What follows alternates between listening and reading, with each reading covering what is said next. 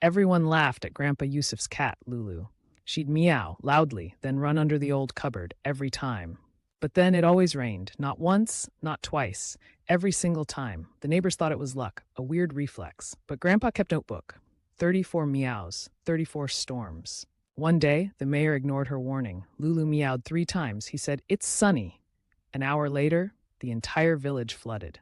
Since then, Lulu has a new role. She doesn't chase mice, she forecasts the weather. And if you hear her meow, cancel your picnic. And hey, if Lulu made you smile, hit that subscribe button before she meows again.